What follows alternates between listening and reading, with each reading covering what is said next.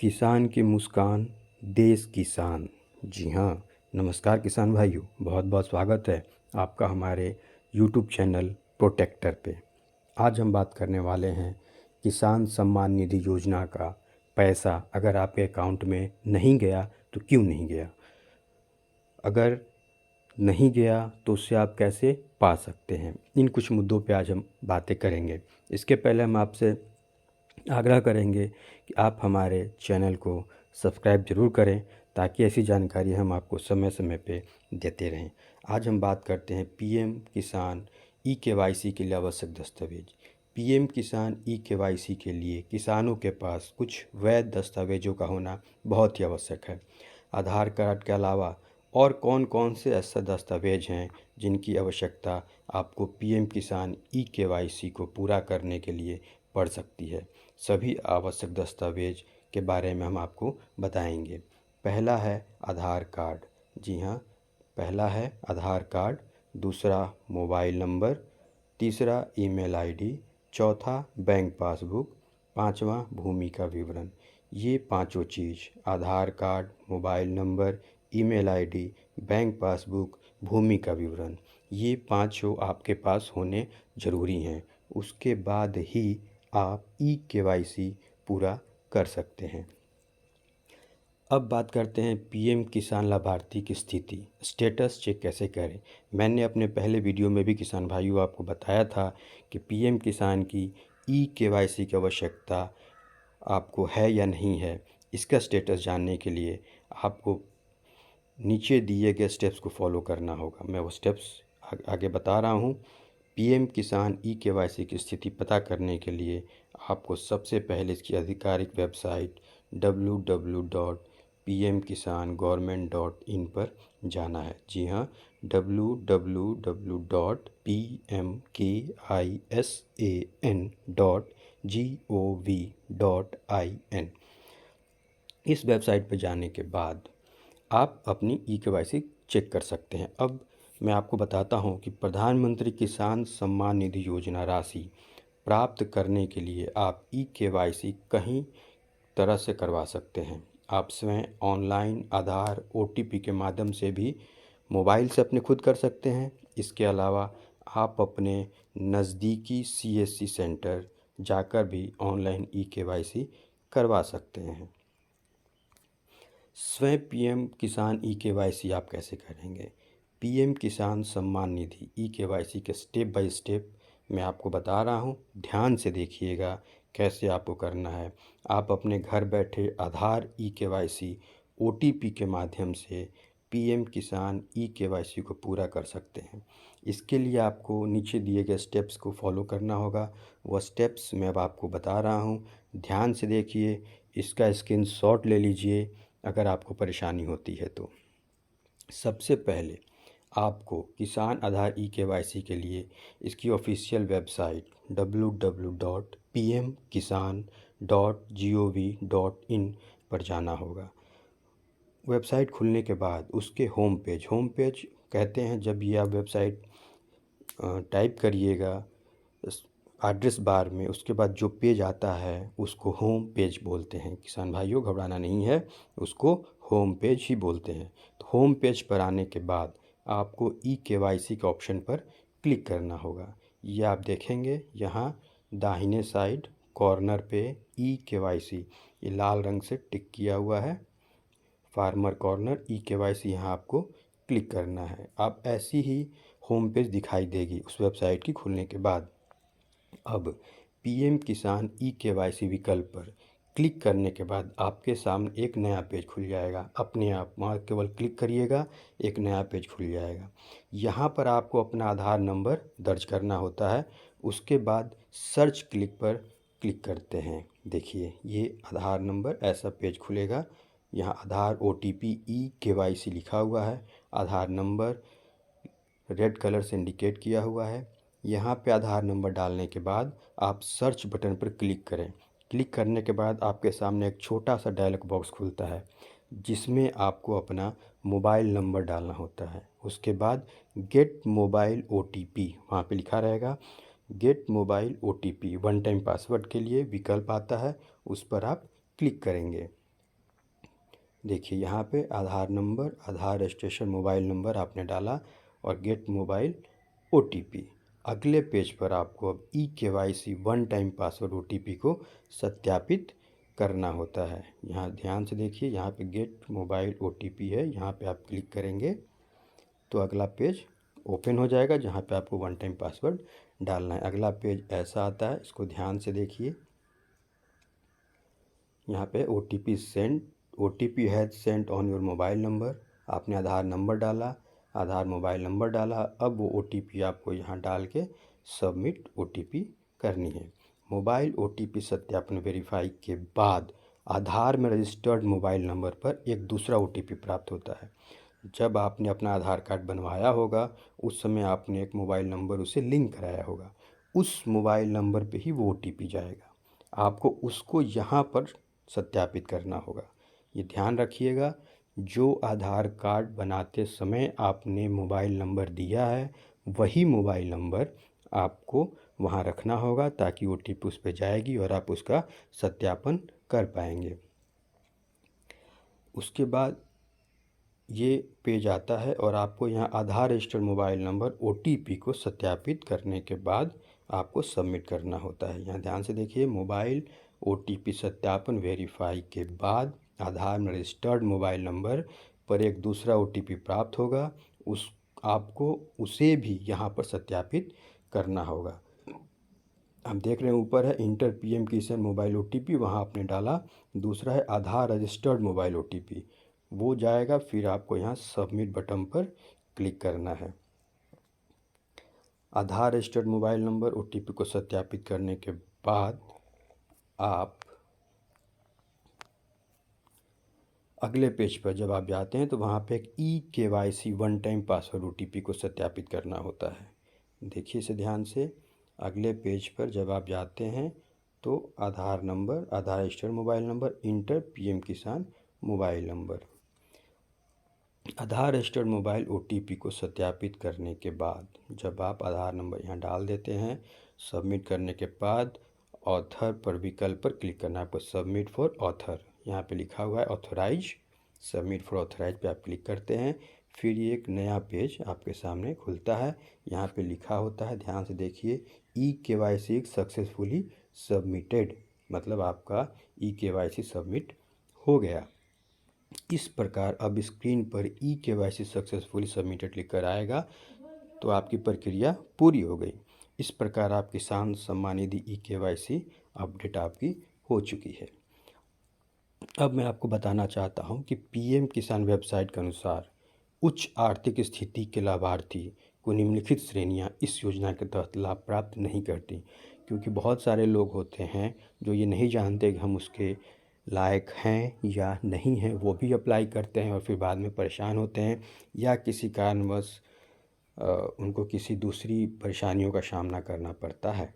तो मैं बताना चाहूँगा, सभी संस्थागत भूमि धारक, संवैधानिक पदों के पूर्व और वर्तमान धारक, पूर्व और वर्तमान मंत्री, राज्य मंत्री, लोकसभा, राज्यसभा, राज्य विधानसभाओं के पूर्व एवं वर्तमान सदस्य, नगर निगमों के पूर्व और वर्तमान सदस्य, जिला पंचायतों के पूर्व और वर्तमान अध्यक्ष, केंद्र राज्य सरकार के मंत्रालय, कार्यालयों, विभागों और इसकी क्षेत्रीय इकाइयों, केंद्रीयों या राज्य सार्वजनिक क्षेत्रों के उपक्रमों और सरकार के अधीन संबद्ध कार्यालय, स्वायत्त संस्थानों के साथ साथ स्थानीय निकायों के नियमित कर्मचारियों के सभी सेवारत या सेवानिवृत्त कर्मचारी और अधिकारी, पिछले निर्धारण वर्ष में आयकर का भुगतान करने वाले सभी कर्मचारी इसके लिए अप्लाई नहीं कर सकते, उन्हें इस योजना का लाभ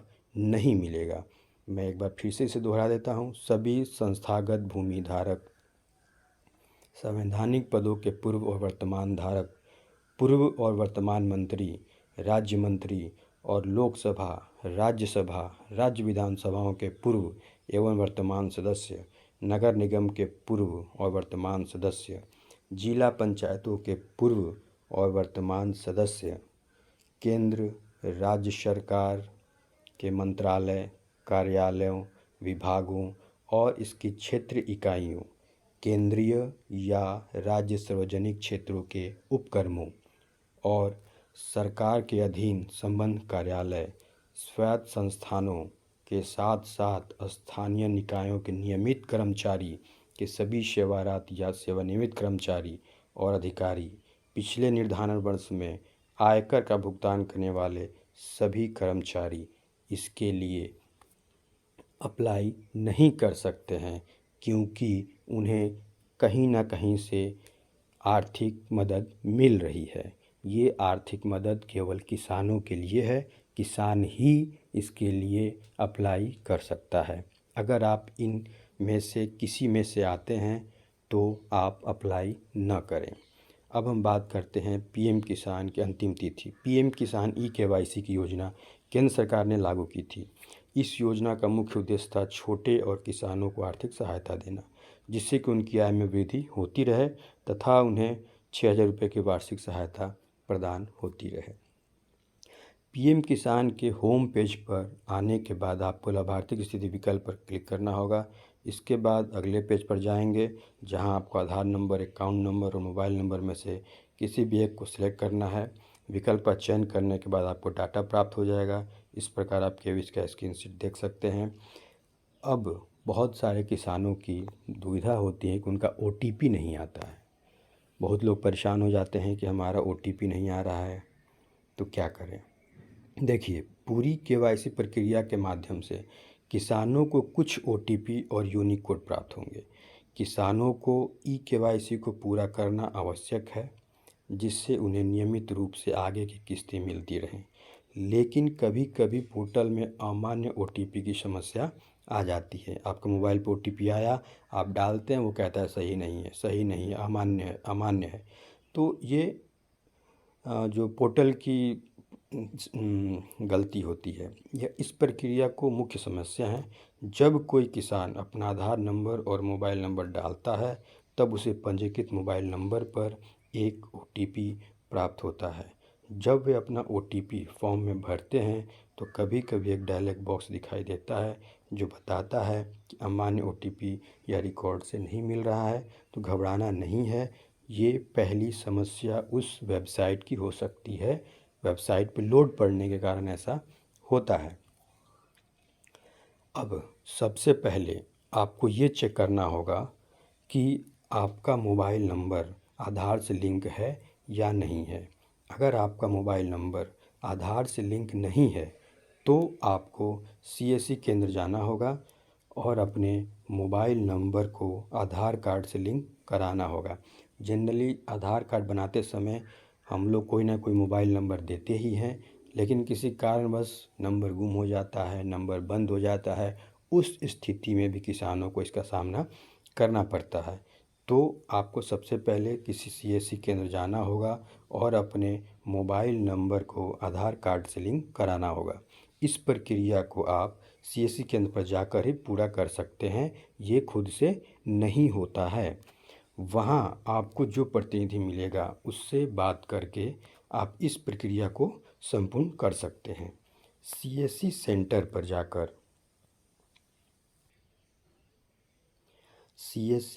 पर जाकर वहाँ जो प्रतिनिधि मिलेगा, यानी कि जो दुकानदार है, आप उससे दुकानदार समझ लें, उससे आप बात करेंगे कि हमें अपनी आधार कार्ड में मोबाइल नंबर ऐड करवाना है, वो भी इसको ऐड कर सकता है। तो CSC सेंटर पे आप जाएं, वहाँ जाकर अपने फिंगरप्रिंट से इसे खोलिएगा। उसके बाद आप अपनी पीएम किसान ई-केवाईसी प्रक्रिया को पूरा कर सकते हैं। तो ये एक बात क्लियर है कि आधार कार्ड में मोबाइल नंबर का लिंक होना बेहद ज़रूरी है, या उस नंबर का रिचार्ज होना भी ज़रूरी है, क्योंकि अगर वो नंबर रिचार्ज नहीं होगा तो भी मैसेज नहीं आता। तो उस नंबर पे इनकमिंग और आउटगोइंग की सुविधा होनी चाहिए, इसका भी आप ध्यान रखेंगे। अब उस वेबसाइट पर जब कभी कभी सर्वर डाउन हो जाता है, मैंने आपको बताया सर्वर डाउन हो जाता है, जब आप सभी अनिवार्य विवरण भरते हैं लेकिन अमान्य OTP का ऑप्शन आपको दिखाई दे, तो समझ लीजिए कि सर्वर डाउन होने की वजह से ऐसा हो रहा है, या फिर आपका मोबाइल नंबर आपके आधार नंबर से लिंक नहीं है। जो मैंने बातें आपको बताई कि आपका मोबाइल नंबर आधार से लिंक है, आपका मोबाइल रिचार्ज है, इनकमिंग आउटगोइंग सब कुछ ठीक है, फिर भी वो अमान्य बताता है तो वो वेबसाइट का सर्वर डाउन होने के कारण ऐसा होता है। इसके अलावा आपके मोबाइल नंबर पर OTP नहीं आने का और कोई कारण नहीं होगा।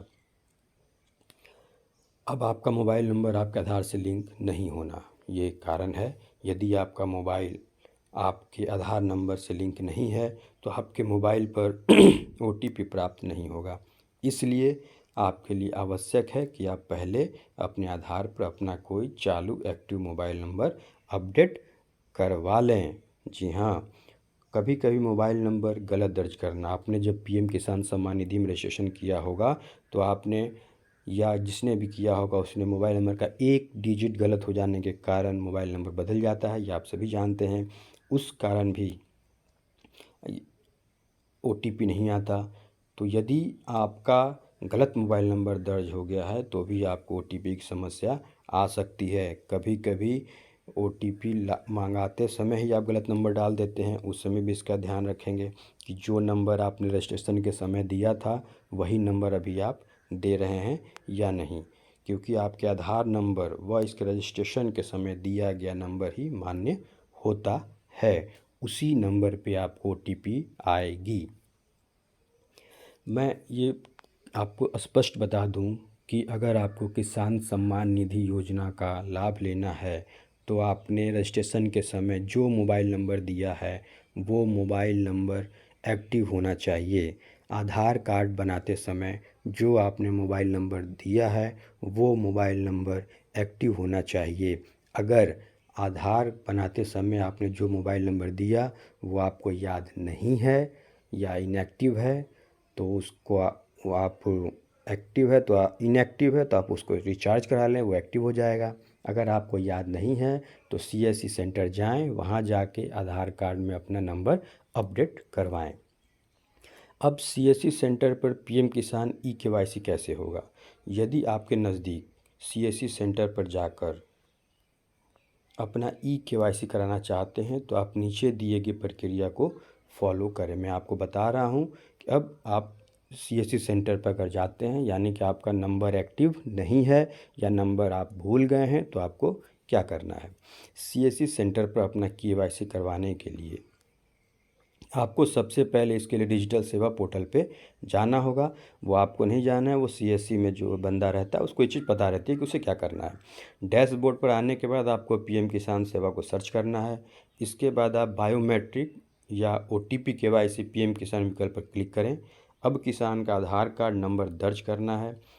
फिर किसान का बायोमेट्रिक करने के लिए सबमिट एवं ऑथेंटिक बटन पर क्लिक करना है।